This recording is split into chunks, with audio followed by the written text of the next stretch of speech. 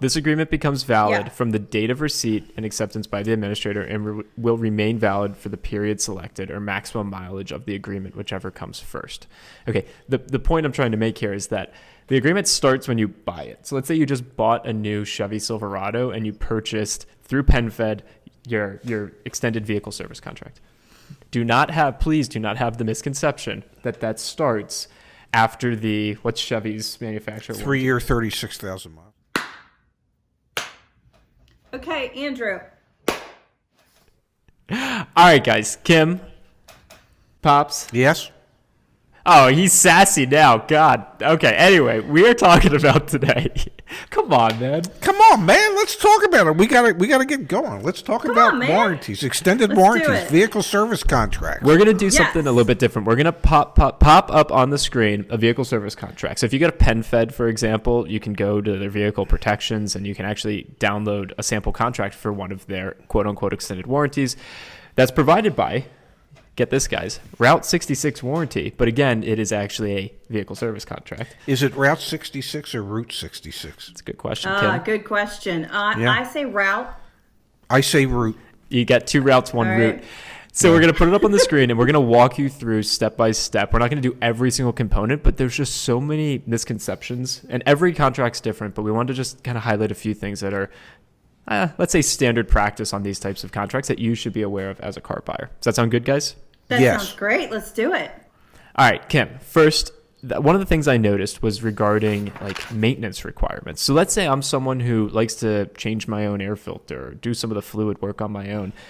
That wouldn't fly if I get a quote unquote extended warranty, would it? I mean, I think I saw some language in there that said otherwise, correct?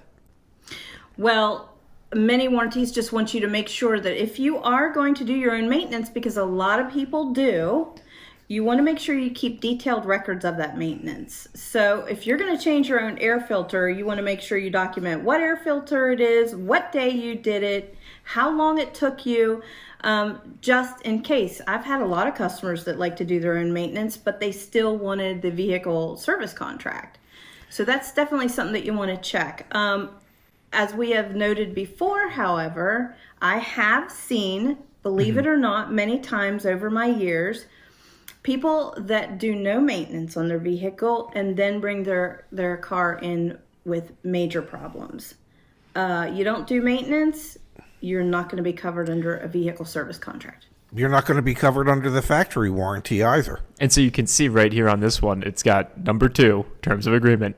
You must, all caps on the must. Yes. Have the engine oil and filter changed every 3 months or 3,000 miles, whichever occurs first. And so, yeah, it's like, if you're not going to do that yourself and document it meticulously, or you're not going to take it to a dealership or go ahead, Dad. I was just going to say, I really find that aspect of it very, very hard to believe, considering that most manufacturers today suggest oil changes every 5 or 7,500 miles. Some are based more on time than miles.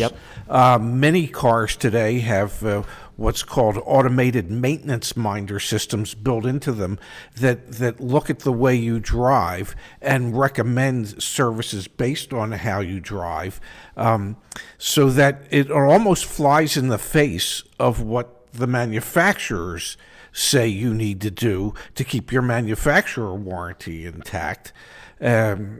So I don't know if I just think off of that, I wouldn't buy a Route 66 extended service contract. You said route. It's route. It's route.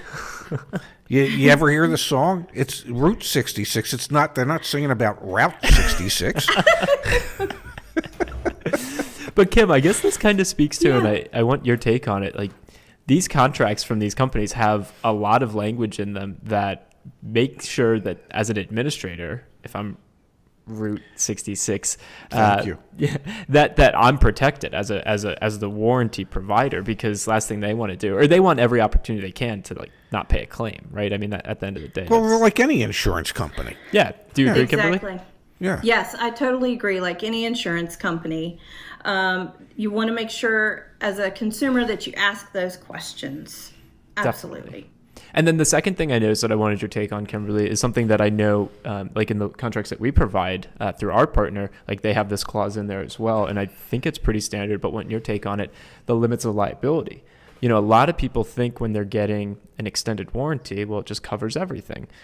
Well, there's a huge laundry list of exclusions, which we're not going to get into the details. Maybe that's a separate video, but there's the limit of liability for actually how much they're willing to pay out, right? There are limits of liability to every contract. And you brought something up interesting I wanted to touch on too, Zach, and that is, I think that our viewers would be very surprised at the administrators or the underwriters of said vehicle service contracts. No matter what dealership you're at, we spoke a couple of times on other videos about the different ones that are out there, like Zurich or Fidelity or this warranty or that warranty. And I will say that even the manufacturer's warranty is underwritten by a third party. Yeah. And I find that to be very, very interesting. I think we'll just to mention, I think we're going to have to do a separate video on that because we get so many comments. I know I sent one to you this morning about someone who bought a quote unquote extended warranty from a Subaru dealership because it was the Subaru one. And we should really reach out to that person and ask them to send us the first page of the contract so that we can tell them what third parties actually, administering it. We'll have to do a video on that. Yeah, we will definitely have to do a video on that. I've seen several comments about it. People want to know what they're getting. That's for sure. And they're entitled to know what they're getting. Absolutely. Absolutely. And you can't sit down and read, a ton of paperwork. You can, but you can't expect when someone's in the F&I office. I mean, you could speak to this better than any of us, that when you're in the F&I office and, it says on the menu, it says Toyota vehicle service contract or extended service contract. Because it will never say extended warranty. You put that in writing, you're going to start getting in trouble potentially. And then the F&I manager says, you ask, well, is this through Toyota? It's like, yeah, of course it's through Toyota. It's the Toyota vehicle service contract. Well, I will tell you something that would slow down things in the F&I office, and I believe Kim could attest to this, is when you would have a customer who would actually want to read every line of every piece of paper. So if they were looking at purchasing the vehicle service contract, they would sit there and they would want to read all the exclusions, every line on that vehicle service contract, so that they would fully understand it. So when the salesman would say to the finance manager, "My God, they were in there for 2 hours. What took you so long?" The answer wasn't that Kim was dilly-dallying around. It was that their customers were reading every word on every document. Yeah. That's very true. And we used to call them readers. Yes. Oh, I got a reader. I got a reader. Sorry, I was 2 hours, but I got a reader. Because customers are entitled to read the vehicle service contract, for example. Now, as a finance manager, as far as the vehicle service contracts are concerned, we have in our office a list of exclusionary items. And typically, we've got a map of an engine or an entire car with overlays that will show the customer each and every piece and part that's covered and what's not covered. And it is always helpful to go over that. Let's save the exclusionary piece for another video where we kind of start to dissect some of that, get some of the diagrams up on the screen. I do want to touch on one other point for this video though, which is within, back in the example contract, there's this misconception, Kimberly, that extended warranties start after the manufacturer warranty has finished. And so we'll put it up on the screen from where it is in the how am I supposed to pronounce it? Route? In the Route 66. Route. Thank you. In the Route 66. In the Route 66 contract, which, by the way, I haven't had a chance to fully go over myself. So sure. I did scan through it though, and so I'll some questions. And all of them do, but I'll read it. I'll read the line. This agreement becomes valid from the date of receipt and acceptance by the administrator, and will remain valid for the period selected or maximum mileage of the agreement, whichever comes first. Okay. The point I'm trying to make here is that the agreement starts when you buy it. So let's say you just bought a new Chevy Silverado and you purchased through PenFed your extended vehicle service contract.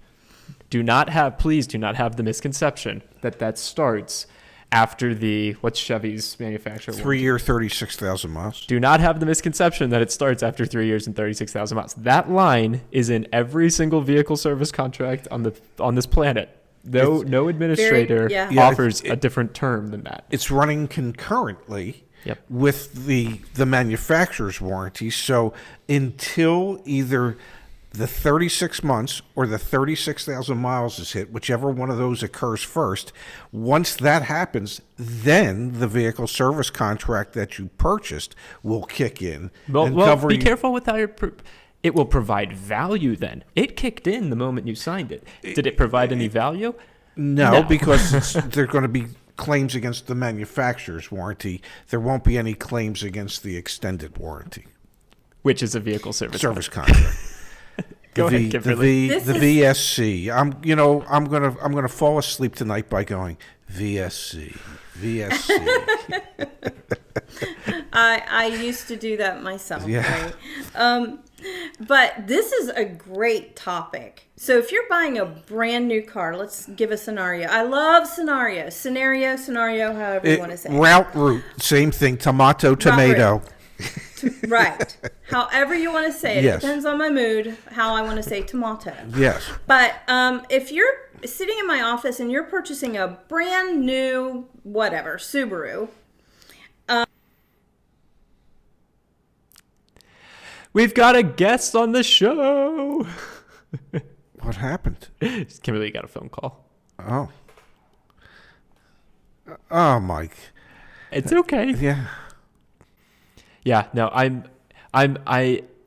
mean, obviously we read the comments, we respond to as many comments as we can. Comment down below if you want us to break down more contracts. I've also had this idea to do so many people send us invoices on our Saturday night live streams, which are great.